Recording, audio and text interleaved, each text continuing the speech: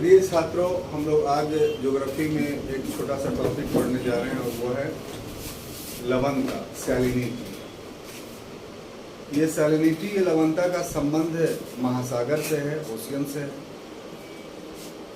बहुत सारे वस्तुनिष्ठ प्रश्न इससे निकलेंगे आपको और बहुत सारे प्रश्नों का उत्तर आपको इससे मिलेगा। इसमें सबसे पहली बात जो आपको जाननी है वो ये कि सागर में या महासागर में, सागर क्या है, महासागर क्या है, ये पूर्व के लेक्चर्स में आपको स्पष्ट किया गया है। तो चाहे सागर हो चाहे महासागर हो, उसमें लवणता आई कहाँ से, ये सबसे पहला प्रश्न है। तो जैसा कि आप जानते हैं कि इस पृथ्वी पर शुरू में एक ही महादेश और एक ही महासागर था जिसको पैंजिया और पैंथालासा बोला जाता है, और इसका निर्माण भी इस पृथ्वी के गैसीय अवस्था के ठंडा होने के पश्चात हुआ। तो जब गैसीय अवस्था के ठंडा होने के पश्चात हुआ और महाद्वीपीय विस्थापन या प्लेट विवर्तनिक सिद्धांत के आधार पर जब पैंजिया 7 खंडों में बंट गया, तो उसके साथ साथ एक और भी परिवर्तन हो रहा था कि बटे हुए पैंजिया पे बहुत देर बारिश भी हो रही थी, वर्षा भी हो रहा था और साथ ही साथ यहाँ से नदियाँ भी निकल रही थी। तो इसी क्रम में, यानी जिस समय महासागरों या सागरों का निर्माण होता है, उसी समय महासागर और सागर में लवणता भी मिल जाती है।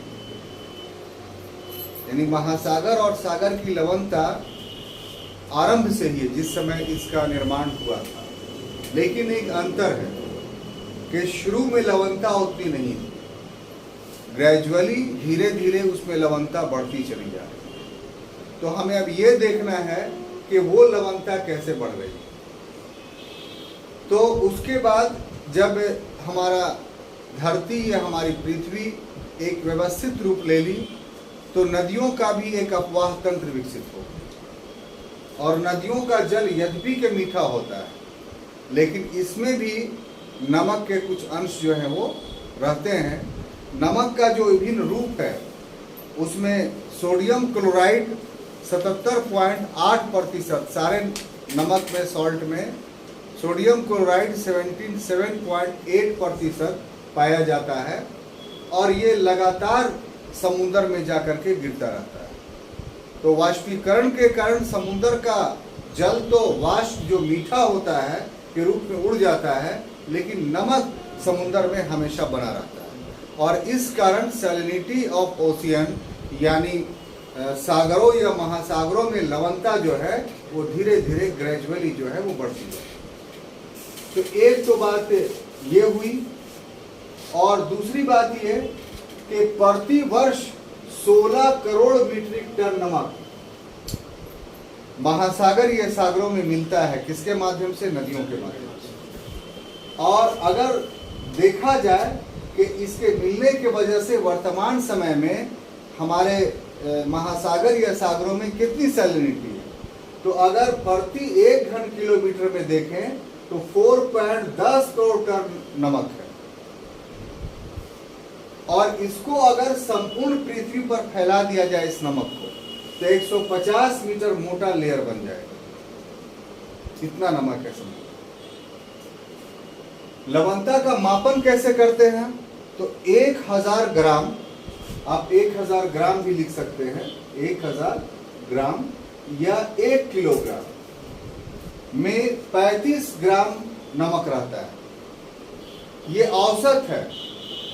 सारे सागरों में सभी स्थानों पर 35 ग्राम नमक नहीं मिलेगा आपको, लेकिन हर जगह का ले करके सैंपलिंग कर करके जब देखा गया तो पता चला इसका एवरेज कितना निकला है, 35 ग्राम। इसको लिखते कैसे हैं? तो चूंकि 1 किलोग्राम में, तो इसको लिखते हैं 35 प्रति 1000 ग्राम। इसको 35 पर मिलियन लिखते हैं। प्रतिशत की जगह पर 1 जीरो आप ये वाला बढ़ा देंगे, तो उसका मतलब हुआ 35 प्रति 1000, या जितना भी होगा उसको प्रति 1000 में बोलेंगे, पर मिलियन। तो ये तो एक इंट्रोडक्टरी बात हो गई। इसमें सोडियम क्लोराइड एक फैक्टर था जो हमने नहीं लिखा, तो उसको लिख देते हैं। सोडियम क्लोराइड नमक का यही रूप जो है वो बहुत पाया जाता है किसमें, तो लगभग 77% इसी का प्रतिशतता रहता है। अब देखिए कि इसके प्रभावित करने वाले कारक कौन हैं। प्रभावित करने वाले कारक का अध्ययन का विषय इसलिए बन रहा है ये कि भूमध्य रेखा से लेकर के ध्रुव तक जो भी महासागर या सागर है, सभी जगह लवणता एक प्रकार का नहीं है, सभी जगह लवणता में अंतर है। तो महासागरों में या सागरों में लवणता में ये अंतर क्यों, तो इसके लिए कुछ भौगोलिक परिवेश जिम्मेदार है। तो उसमें 3 भौगोलिक परिवेश जिम्मेदार हैं जो आपको समझना है। उसमें पहला है स्वच्छ जल की पूर्ति। तो जिस स्थान पे नदियां मिल रही हैं महासागर या सागरों में, या जिस महासागर या सागर में नदियां ज्यादा मिल रही हैं, या जिस महासागर के भाग में नदियां ज्यादा मिल रही हैं, तो उस महासागर में वहां पर का जल कम खारा हो। क्यों? क्योंकि वहां पर स्वच्छ जल या मीठे जल की आपूर्ति महासागर या सागर में ज्यादा हो। तो जहां पर आप देख रहे हैं कि नदियां मिल रही हैं, वहां पर का पानी आप देखिएगा तो उतना खारा नहीं रहेगा। दूसरा, वाष्पीकरण की मात्रा। तो पृथ्वी के जिस भाग पर वाष्पीकरण ज्यादा हो रहा है, ठीक है, तो वहां जो है वो सैलिनिटी या लवणता ज्यादा मिलेगी, और जहां पर वाष्पीकरण कम हो रहा है वहां पर सैलिनिटी या लवणता कम मिलेगी। जैसे ध्रुवों में आप जाइए तो ध्रुवों में वाष्पीकरण कम होगा, तो वहां पर जो सागर या महासागर होंगे उनकी लवणता नीचे के तुलना में यानी 23.5 डिग्री या 0 डिग्री की तुलना में कम होगा। तो वाष्पीकरण भी प्रभावित कर रहा है। प्लस सागरीय धारा। सागरीय धारा का जो गमन होता है वो 2 तरफ से होता है। एक तरफ से होता है कि भूमध्य रेखा से ध्रुवों की ओर, कुछ धाराओं का ध्रुवों से भी भूमध्य रेखा की ओर होता है। तब भूमध्य रेखा के तरफ से जो सागरीय धारा जाएंगी, स्वाभाविक सी बात में उसमें लवणता ज्यादा रहेगी, तो जहां तक जाएंगी वहां लवणता में वृद्धि करेगी। और ध्रुवों के तरफ लवणता सागर में कम रहेगा, क्यों? क्योंकि वाष्पीकरण वहां कम हो रहा है। तो वहां से जो धाराएं आएंगी भूमध्य रेखा की तरफ, चाहे जहां तक आए, वहां तक समुद्र में पूर्व की तुलना में कम लवणता रहेगी। तो सागरीय धाराएं भी लवणता को प्रभावित करती हैं, यानी जो भूमध्य रेखा से धारा जाएगा वो लवणता में वृद्धि करेगा, और जो ध्रुवों से धारा आएगा वो लवणता में कमी करेगा। तो ये 3 कारक है जो लवणता को बढ़ाता है। अब हम वितरण पर आते हैं कि पूरे धरती पर जो महासागर सागर हैं उसमें सैलिनिटी के मुद्दे पे या लवणता के मुद्दे पे समानता नहीं, हर जगह अलग अलग है। तो अलग अलग कहाँ पर क्यों है, उसके क्या कारण है, ये सबसे अध्ययन का महत्वपूर्ण मुद्दा है। क्लियर?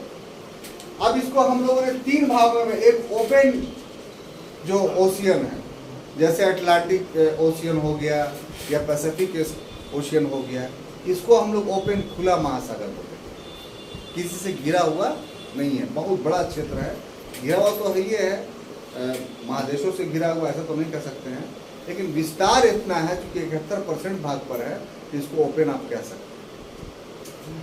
दूसरा, घिरा हुआ समुद्र, मतलब बहुत से भूमध्य सागर है, तो ये 3 ओर से घिरा हुआ है, 1 ओर से खुला हुआ है ना, तो उसके अंदर। और तीसरा कैटेगरी से है कि झील है, मतलब चारों तरफ से वो जल राशि घिरी हुई है, लेकिन बड़ी है, तो तालाब नहीं बोल सकते।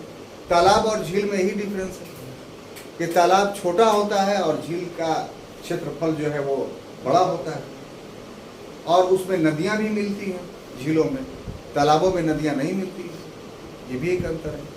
तो झील और तालाब के बारे में हम लोग पहले भी ऐसे भी पढ़ चुके हैं, जो आपका स्मरण होगा, ख्याल होगा। अब देखेंगे कि महासागर में, सागर में और झील में लवणता में अंतर, ठीक है, दिमाग में बैठाइए। हमको जो देखना है जल में लवणता का कहाँ कहाँ, महासागर में देखना है, सागर में और झील। अब ये जब बैठा लिए तो सबसे पहले आइए महासागर में। इसमें 3 क्षेत्र आपको देखना है महासागर। सबसे पहले भूमध्य रेखा, कर्क और मकर रेखा और ध्रुव। बिना इसके देखे हुए अगर आप नहीं देखे तो ईमानदारी से बताइए आप कि इन तीनों जोन में किस जोन में लवणता ज्यादा होनी चाहिए? है ना, देखिए दिमाग में आ गया। लेकिन उल्टा है, यही टेक्निक्स है। हम पहले इसी को शुरू करते हैं कि हमने लिखा कि भूमध्य रेखा पर 23.5 डिग्री उत्तर दक्षिण दोनों कर्क और मकर रेखा की तुलना में कम लवणता होती है, 35 पर मिलियन होता है। क्यों ऐसा होता है? ये बात सही है कि भूमध्य रेखा पर वाष्पीकरण ज्यादा होता है। क्यों? क्योंकि सूर्य का प्रकाश सीधा पड़ता है। लेकिन ये भी बात तो सच है कि वाष्पीकरण की दर अधिक होने के कारण जो है वो वर्षा भी यहाँ अधिक होती है। तो वर्षा तो प्रतिदिन होती है और मीठी होती है।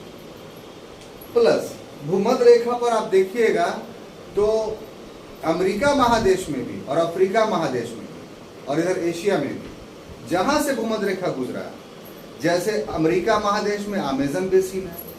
अमेजन बेसिन में कितनी नदियां हैं? बहुत सारी नदियां हैं। उसको प्लाटा बोला जाता है। ज़ायरे नदी जो है अफ्रीका में है। तो ये सभी नदियों में मीठे जल होते हैं और ये भी मीठे जल की आपूर्ति भूमध्य रेखीय क्षेत्रों के महासागरों में कर देती है। तो इस वजह से जितना होनी चाहिए सैलिनिटी उतना नहीं। ये 2 कॉज। अब इसकी तुलना में आते हैं कर्क और मकर रेखा पर। तो ये पहले ही आप जानते हैं कि तापमान में हम पढ़ा चुके हैं कि तापमान भूमध्य रेखा की तुलना में कर्क और मकर रेखा पर अधिक रहता है। क्यों? इसी कारण से कि वहां बारिश नहीं होती है, क्योंकि सूखा एरिया है। और बारिश नहीं होने के वजह से, सूखा नहीं होने के वजह से यहाँ पर तापमान जो है वो बढ़ जाता है। किसके तुलना में? भूमध्य रेखा के तुलना में। और तापमान जब बढ़ता है तो यहाँ पर बादलों का निर्माण नहीं हो पाता है। यहाँ पर की वायु सूखी हो जाती है। अब जिसके वजह से वाष्पीकरण ज्यादा करता है। किसकी तुलना में? भूमध्य रेखा की तुलना में। और बारिश भी नहीं होती है। और फिर इस क्षेत्र में नदियां भी आकर के नहीं मिलती हैं 23 डिग्री पर और उत्तर और 23 डिग्री दक्षिण पे।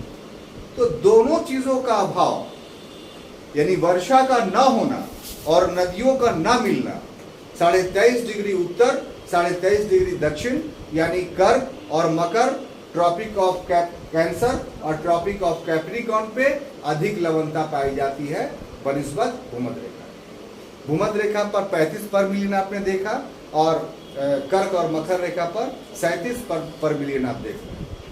अब यही चीज अगर ध्रुवों पर जाइए तो ध्रुवों पर तो सूर्य प्रकाश बहुत कम पहुंचता है, तो वाष्पीकरण भी कम होता है। साथ ही साथ एक दूसरा चीज भी लागू होता है कि वहां हिम के रूप में बड़े बड़े चट्टान होते हैं, आइसबर्ग के रूप में। तो उसके वजह से भी जो है वहां पर की लवणता कम हो जाती है। तो लवणता कम होकर कितना होता है? 20%।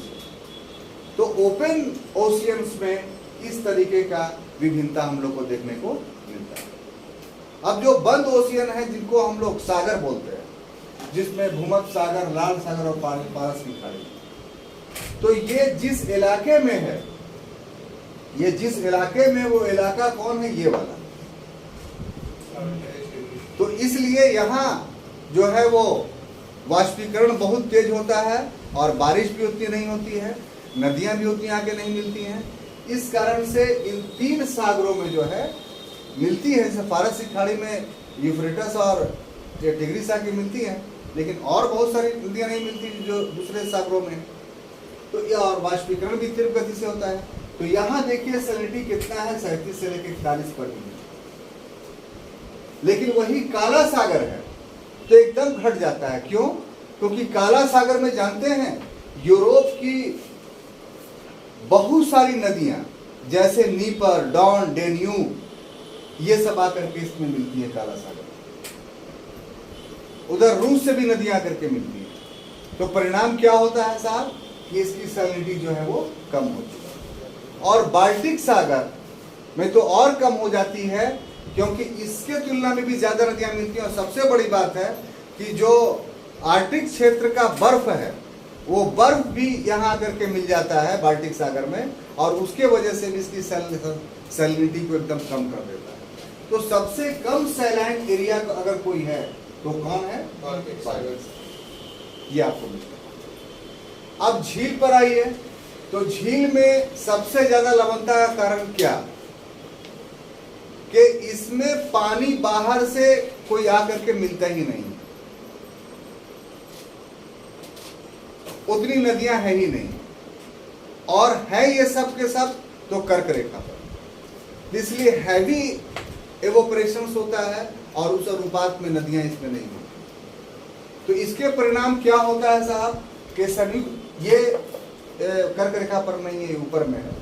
तो महान झील में 220 पर मिलियन है, मृत सागर जो जॉर्डन में है 238 पर मिलियन है, और तुर्की का वान झील में 330 पर मिलियन। ये दोनों ऐसा है कि मृत सागर और वान झील कि इसमें आप पैदल चल सकते हैं, या कहीं पर अगर जलीय भाग इसका हो जाता है, वहां पर चले भी गए तो डूबिएगा नहीं। उत्प्लावन बल यहाँ बहुत काम करता है। तो इस तरीके से लवणता से संबंधित जो वैश्विक वितरण है वो आज के क्लासों में हमने आपका अध्ययन किया। हम लोग इसी में से सारे प्रश्न क्रिएट किए जाते हैं। अगले में हम लोग एक बहुत अच्छा टॉपिक पढ़ने जा रहे हैं, और वो है ओशियन करंट, महासागरीय धाराएं, जो काफ़ी बड़ा टॉपिक है, और कोशिश करेंगे कि उसको भी हम लोग सांगोपांग अध्ययन करें। तब तक के लिए धन्यवाद।